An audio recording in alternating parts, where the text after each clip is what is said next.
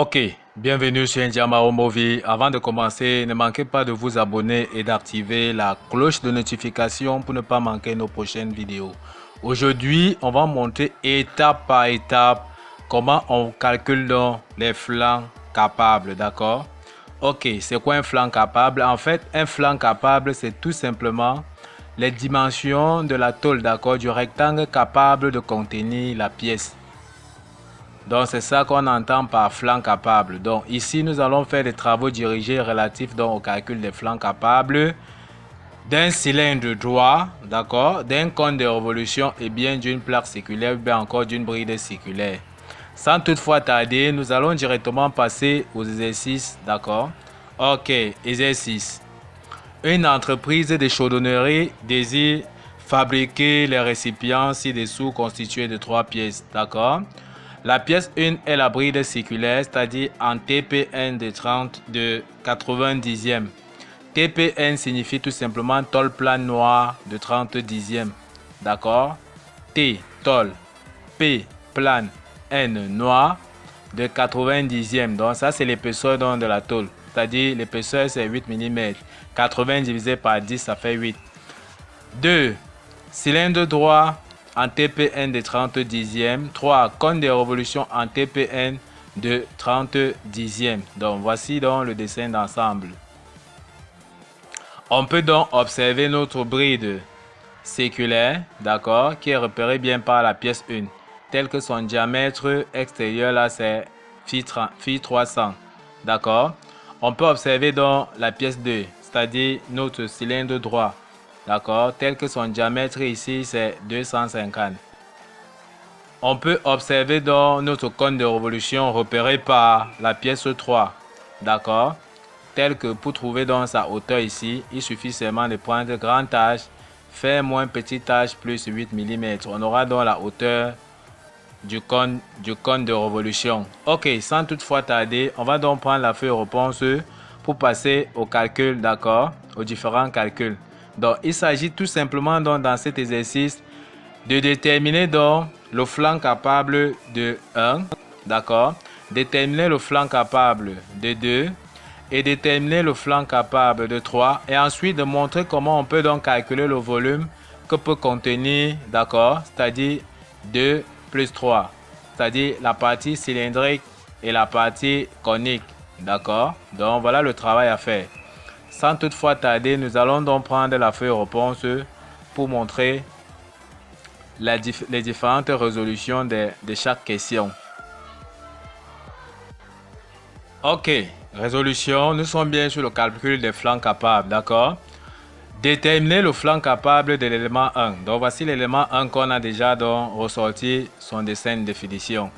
Or, on comprend bien que c'est une bride circulaire. Pourquoi? Parce que sur la vue de face, on nous avait montré tout simplement que on avait un diamètre donc de 300 mm, d'accord? Phi 300 mm. Donc du coup, on comprenait tout simplement que c'est une pièce de révolution, d'accord? Donc sa vue de dessus est représentée ainsi par un cercle. Or, comme nous avons bien un cercle, qu'est-ce qu'on veut? On veut bien ce rectangle ici, d'accord? Donc la largeur c'est tout simplement grand L et la longueur c'est grand L et la largeur par petit L. Donc on veut donc trouver les dimensions de ce rectangle ici, d'accord? Donc le côté c'est grand L et la largeur petit L. Donc, on regarde bien le cercle ici, d'accord? Donc, voici donc le diamètre de la pièce 1. Voici sa vue de face, voici sa vue de dessus, d'accord? On veut donc déterminer ce flanc capable ici. Quelles sont donc les dimensions de ce flanc capable qui est capable donc de contenir dans la pièce 1? On constate tout simplement que on a ici affaire à un cercle, d'accord? On a affaire à un cercle, ça veut dire que la dimension qui tend d'ici jusqu'ici n'est autre chose que le diamètre de notre bride circulaire, d'accord? Donc on peut donc dire ici que grand L sera tout simplement égal à la valeur du diamètre. Le diamètre ici étant donc 300. On a donc déjà trouvé grand L. Maintenant, la largeur, c'est-à-dire petit L. On aura encore la dimension qui tend d'ici jusqu'ici, d'accord, correspond encore au diamètre de notre bride circulaire. Donc, petit L, c'est-à-dire la largeur ici, est encore égale à 300. Donc, en d'autres termes, les dimensions de ce rectangle-là que nous cherchons donc, qu'on appelle donc flanc capable, d'accord, sera donc grand L fois petit L et fois l'épaisseur de la pièce. Il ne s'agit pas ici de la multiplication, c'est-à-dire de définir tout simplement les valeurs de la longueur, de la largeur et de l'épaisseur de notre tôle. D'accord? Ok, on aura donc tout simplement grand L que nous avons donc trouvé ici, c'est-à-dire la longueur de ce rectangle-ci, d'accord? C'est tout simplement donc 300. On vient donc ici, on écrit donc 300. Multiplié par petit L. Petit L, on a bien vu que c'est 300. Et l'épaisseur de la pièce, on a dit que c'était tout simplement une pièce de 30 dixièmes, donc c'est-à-dire 3 mm. Donc on écrit donc l'épaisseur de la pièce. Donc quand on écrit ainsi, ça veut dire tout simplement que la longueur c'est du rectangle, d'accord? Du rectangle capable c'est 300, la largeur c'est 300 et l'épaisseur de la pièce c'est 3 mm. Donc voici donc le flanc capable, d'accord? Et on détermine le flanc capable tout simplement pour éviter les pertes de matière, d'accord, excessives pendant la découpe pour la réalisation donc des pièces. Voici donc le flanc capable de la bride circulaire 1 que nous avons déjà déterminé, c'est-à-dire 300 fois 300 fois 3. Donc il ne s'agit pas de prendre la calculatrice ici, multiplier donc 300 fois 300 fois 3 pour avoir un résultat, d'accord. On laisse ainsi, d'accord. Lorsqu'on laisse comme ceci, ça veut dire tout simplement que grand L c'est 300, petit L c'est 300 et l'épaisseur de la pièce donc c'est 3 mm. On passe donc à la prochaine question. Ok, deuxième question, déterminer le flanc capable de 2, d'accord, c'est-à-dire de notre cylindre sur le dessin d'ensemble. Donc on veut donc les dimensions de ce flanc capable, d'accord, de la pièce 2. Or, nous avons bien vu que la pièce 2 est tout simplement un cylindre de révolution. Donc, voici les puits qui est donc représenté sur la feuille réponse. D'accord? Ok, donc on peut donc voir la vue de dessus. Or, on sait bien que le procédé d'obtention de la pièce 1, c'est tout simplement dans le cintrage. Or, pendant le cintrage, la fibre neutre passe toujours au milieu de la pièce, de l'épaisseur de la pièce. D'accord? Donc, on peut donc observer ici la fibre neutre sur la vue de dessus. D'accord? Donc, la fibre neutre passe ici à E sur 2, à E sur 2 là. Donc, sachant tout simplement que ça, c'est l'épaisseur de la pièce que nous allons appeler E. D'accord? Donc, pendant le cintrage, la fibre neutre passe toujours au milieu de l'épaisseur de la pièce. Or, il est question pour nous donc de déterminer le rectangle capable donc de contenir le développement donc de notre cylindre, d'accord, de notre cylindre de révolution. Or, comme nous avons vu, les flancs capables est défini par grand L fois petit L fois l'épaisseur de la pièce. Ici, il s'agit donc de trouver donc la longueur développée donc de notre cylindre. Or, la formule qui permet donc de calculer la longueur développée, c'est-à-dire grand L égale LD égale à pi multiplié par dm. dm, c'est tout simplement le diamètre moyen. Donc, dm, on appelle ça diamètre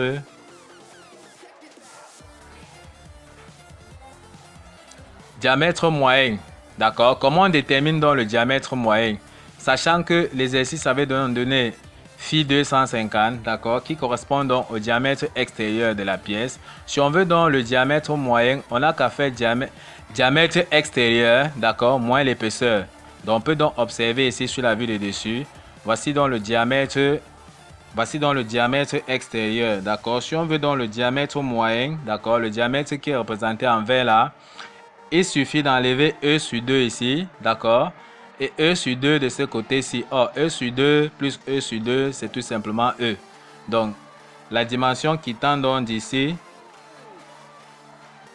jusqu'ici correspond donc au diamètre moyen que nous avons abrégé donc par dm. Donc, on prend donc le grand diamètre, c'est-à-dire le diamètre extérieur, d'accord, moins l'épaisseur, on est sûr qu'on a donc notre diamètre moyen. Or, on aura donc 250 moins 3, d'accord.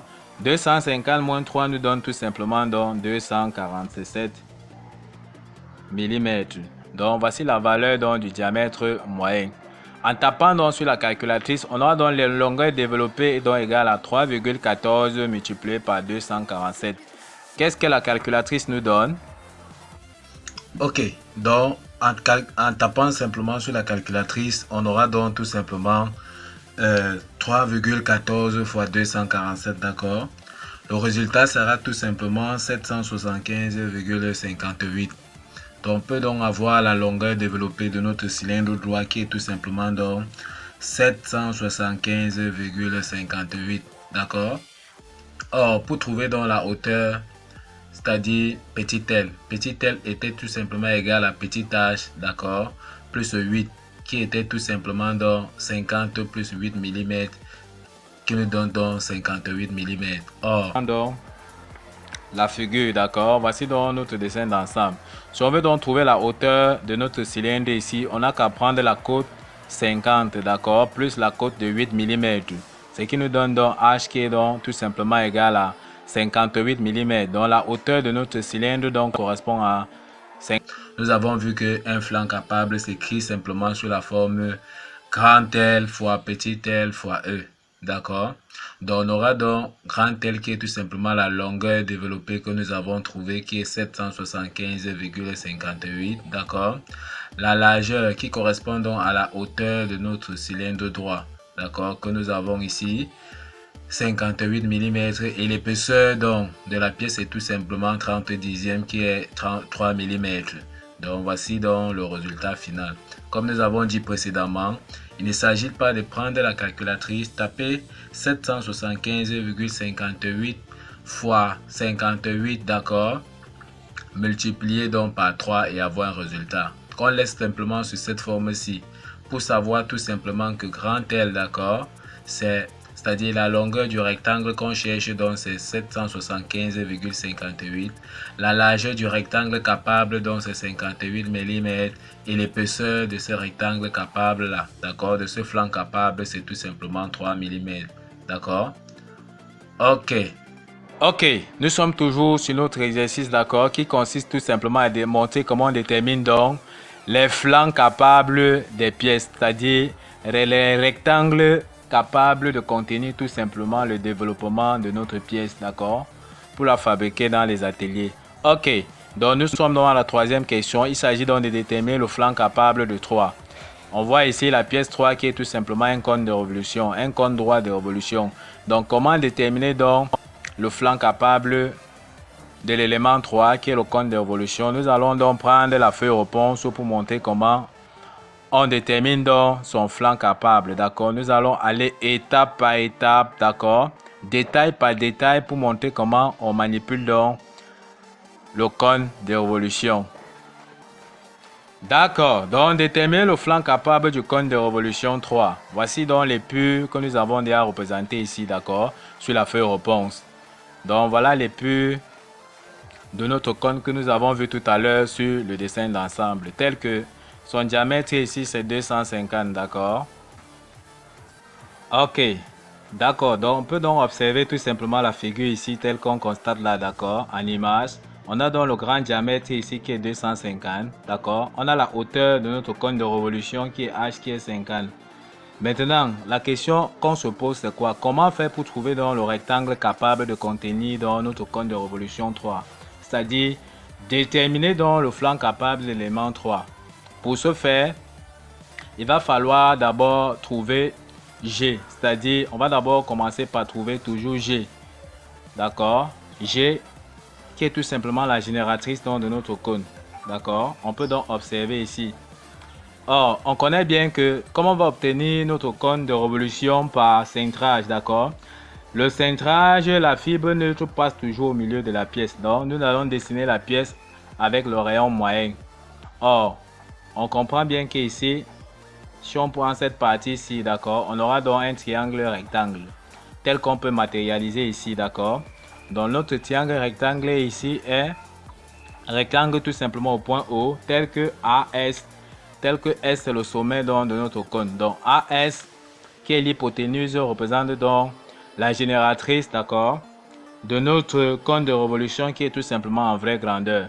Comment trouver donc G?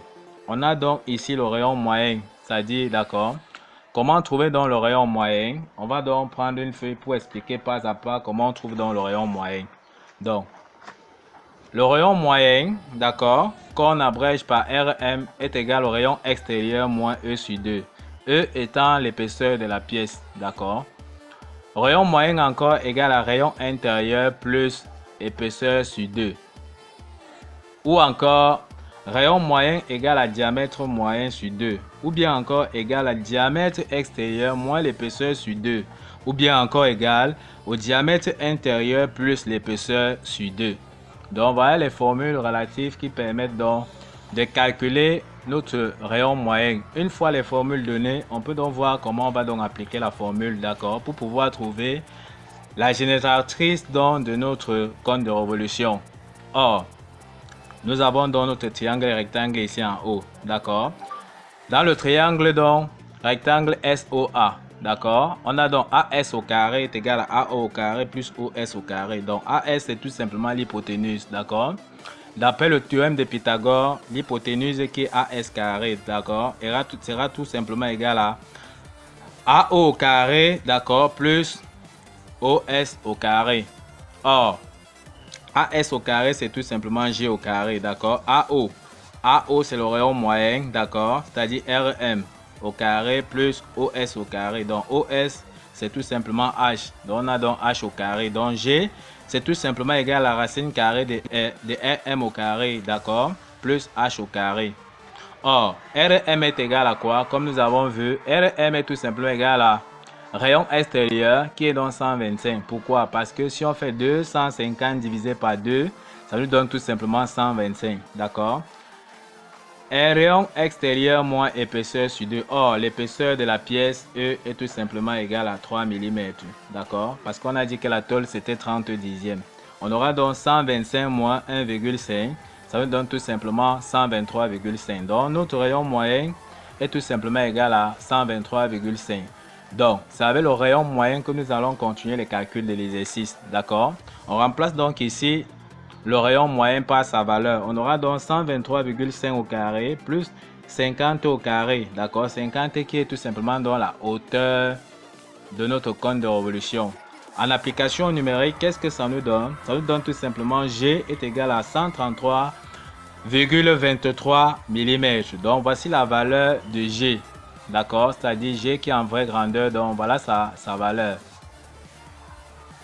Ok, une fois qu'on a trouvé G, il va falloir trouver donc l'angle au sommet du développement de notre cône. D'accord, pour savoir si on aura l'angle au sommet du développement du cône qui sera inférieur à 180 degrés ou bien encore l'angle de développement au sommet de notre cône, d'accord, qui sera supérieur à 180 degrés ou bien l'angle de développement au sommet du cône sera égal à 180 degrés. Or, quelle est la formule qui nous permet donc de calculer l'angle au sommet du développement?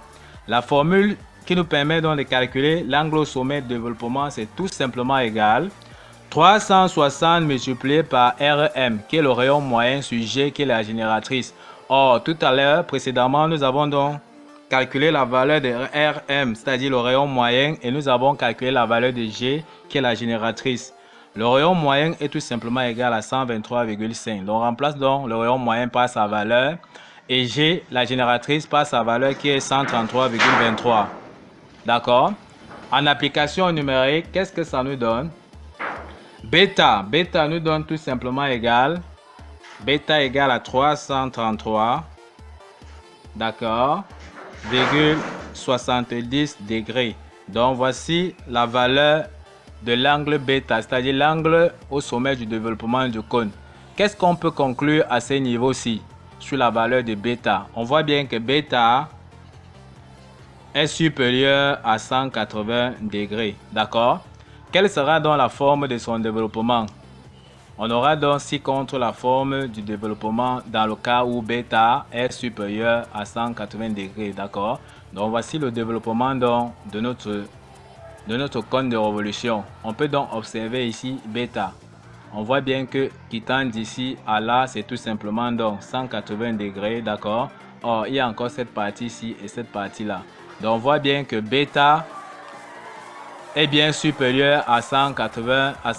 Donc, voici donc notre bêta qui est tout simplement égal à 333,70 degrés, d'accord?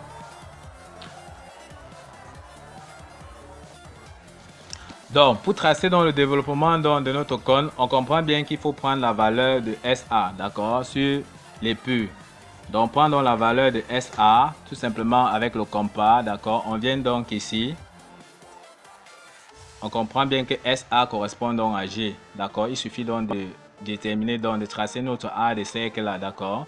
On comprend bien que SA correspond donc à G, c'est-à-dire la valeur de la génératrice que nous avons donc calculée. D'accord. Il est question donc de trouver les dimensions donc du rectangle capable donc de contenir le développement de la pièce, c'est-à-dire cette dimension-ci, d'accord, telle que la longueur nous allons appeler grand L et la largeur donc de notre rectangle capable, de notre flanc capable, nous allons appeler ça petit L. Donc, quelles sont les dimensions de petit L et de grand L? Si nous pouvons trouver dans les dimensions de grand L et de petit L, alors le tout est joué, d'accord? Ça veut dire que nous connaîtrons déjà les dimensions de notre flanc capable. Ok, à quoi correspond donc la valeur de L? Ok, donc nous voulons donc la valeur donc de grand L qui est la longueur, d'accord? Comme nous avons vu ici, la dimension donc de SA correspond donc à la génératrice, or qui correspond donc au rayon. Ce qui veut dire que la dimension qui tend d'ici jusqu'ici, c'est tout simplement donc L sur 2, d'accord? Qui tend d'ici jusqu'ici, ça sera encore L sur 2, qui correspond donc tout simplement au rayon qui est G, d'accord? Donc en fait, la dimension qui tend d'ici à là correspond à G et la dimension donc qui tend du point S jusqu'ici correspond donc à G. D'accord, qui correspond donc à la valeur du rayon comme nous avons donc montré. On comprend bien que la distance qui tend d'ici jusqu'ici sera donc la dimension grand L. Donc on comprend tout simplement que grand L, la valeur de grand L sera tout simplement donc égale à 2G. D'accord, donc grand L sera égal à 2G. Maintenant, quelle sera la valeur de petit L? Or, lorsqu'on regarde dans la petite L ici, qui est dans la largeur de notre rectangle capable, la dimension donc qui tend d'ici, c'est-à-dire à partir du point S jusqu'ici, va donc correspondre donc à la génératrice, d'accord, à la valeur de la génératrice donc de notre cône qui est G. Donc du coup, pour avoir la valeur de petit L qui est dans la largeur, il faut augmenter cette distance ici que nous avons appelée donc Y. D'accord, c'est-à-dire la distance qui tend d'ici à là. Nous avons donc appelé cette distance là Y. Donc, la dimension donc qui tend d'ici jusqu'ici donc vaut tout simplement donc Y. D'accord, on peut donc observer sur la figure. Voilà, donc ici on a donc fait la projection orthogonale donc, du point A ici, ça a donné dans le point C. Du coup, ça nous a permis donc de former le triangle rectangle, d'accord, SCA, d'accord, tel qu'on a ici Y. D'accord, donc il suffit, on veut donc trouver la valeur de Y. Si on trouve donc la valeur de Y, on aura donc petit L qui sera tout simplement égal donc à Y plus G. D'accord, parce que si on trouve déjà donc Y, d'accord, on a qu'à augmenter la distance G, plus que qui tend d'ici à là, correspond au rayon qui est tout simplement G. D'accord. Donc, pour trouver donc petit Y, on va donc se servir de ce triangle rectangle en C. D'accord. Ok, comment on va donc faire pour trouver donc gamma? D'accord, pour pouvoir appliquer le sinus qui sera tout simplement sinus gamma, qui sera à côté opposé sur hypoténuse pour pouvoir trouver Y. Or, on va donc appliquer la formule ci-dessous. Donc, gamma, d'accord, c'est-à-dire l'angle ci sera tout simplement égal à bêta, d'accord, moins 180 degrés. Donc, si on prend donc l'angle ici qui est bêta, on enlève donc 180 degrés, qu'on divise par 2, d'accord, on aura donc la valeur de gamma ici et la valeur de gamma là. Donc, on peut donc dire que gamma, c'est tout simplement égal à bêta moins 180 degrés divisé par 2, d'accord, c'est-à-dire 333,70, d'accord, moins 180 divisé par 2, d'accord, qu'est-ce que ça nous donne? Ça nous donne tout simplement donc 76,85 degrés. Donc voici la valeur de gamma. Donc dans le triangle rectangle donc en C, d'accord, c'est-à-dire S'Ca, on va donc calculer la valeur de Y. Sinus gamma, d'accord, sinus gamma est égal à côté opposé qui est CA sur hypoténuse qui est S'. D'accord? Or, AC c'est tout simplement Y, SA c'est donc G. D'accord? Donc on aura donc sinus gamma est égal à AC sur S'A qui est égal à Y sur G. Donc Y est égal à G sinus gamma. D'accord? Or G, nous avons déjà trouvé sa valeur qui était tout simplement 133,23. D'accord? Multiplié par sinus gamma que nous venons de trouver qui est 76,85 degrés. Ok, en tapant donc sur la calculatrice, qu'est-ce que ça nous donne?